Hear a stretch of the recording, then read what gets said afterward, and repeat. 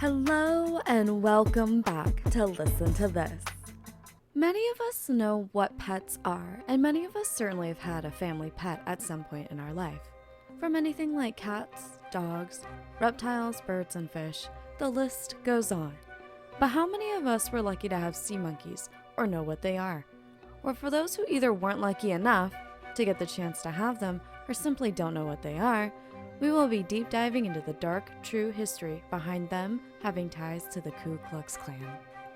Though their scientific name is Artemia, and also known as brine shrimp by some, they made their debut in 1957 as sea monkeys, and were patented by a man named Harold von Braunhut.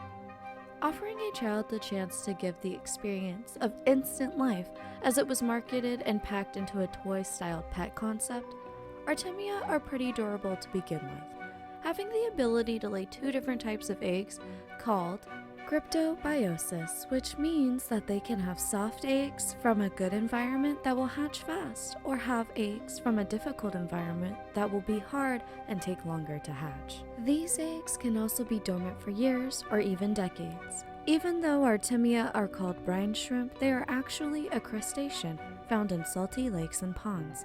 They swim upside down and breathe through gills near the base of the limbs. They eat algae, and their eggs are so small they look like chia seeds. In the early 1950s, before leaving a pet store, Harold had seen a bucket full of Artemia that they were using for fish food, and during a time when ant farms were popular, he got the idea that there was a need for an aquatic parallel, and thus his idea of sea monkeys was created. Initially, a person was supposed to create this magical experience with a two-step process that was contained in a box with 3 packets.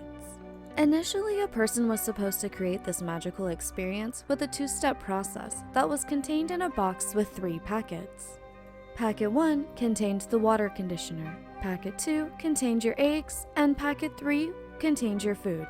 So, a child would first use Packet 1, containing the water conditioner, which is supposed to get the water ready for Packet 2, by adding Packet 1 to the bowl of water, then waiting 24 hours. After 24 hours, then adding Packet 2, and watching in astonishment as they hatch instantly, and you could see them swimming. Then adding Packet 2 containing the eggs, and watching in astonishment as they instantly hatch so you could see them swimming.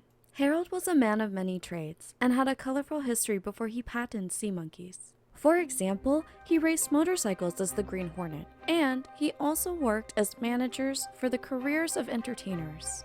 One man he worked with was Henry Lamoth, whose act consisted of diving 40 feet into a children's pool only 1 foot deep full of water.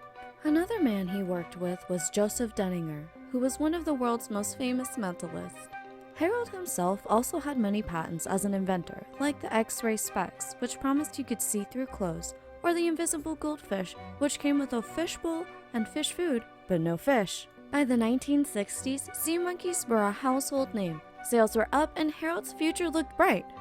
But after still having reports that not many survived per batch, Harold ended up partnering with a marine biologist named Anthony D'Agostino to make them stronger and more durable as pets, until it was found out that Harold, who happened to be a white supremacist, was brought in to see the U.S. attorney for lending money to a member of the Ku Klux Klan to buy illegal guns, and with this member having sea monkeys on him during the arrest, the association to the whole ordeal led comic book companies to stop advertising Harold's creations. The dark turn of events didn't stop there. Though he was still able to find other ways to sell his sea monkeys, he in turn patented a product called the Kyoga Spring Whip, which looked like any other silly toy for self-defense. That was until he took the Kyoga Spring Whip and pledged it to the Aryan nations, according to the Anti-Defamation League. They state Harold was not only an active member of the group, he was known for his generosity towards them. He was also quoted to have said that Hitler wasn't a bad guy, he was just on the wrong end of bad press. But it didn't stop there. It gets even weirder. Harold von Braunhut wasn't even his real name. He was born as Harold Nathan Braunhut, who grew up in New York and was from a Jewish family too, which basically means he was a hater of his own people, if you think about it. And after his death in 2007, his widow signed a deal with the toy company to give them the rights to sell sea monkeys, to then later sue that same company for a breach of contract and trade infringement. Even though the toy company claimed that they were using a different type of artemia, they settled the case, but the details are still a mystery. Found something we went over interesting? Share your thoughts in the comments below. If you enjoyed this video, let me know by hitting the like and subscribe button. And be sure to turn on bell notifications so you don't miss any videos just like this one. And thanks for watching. We'll see you in the next one.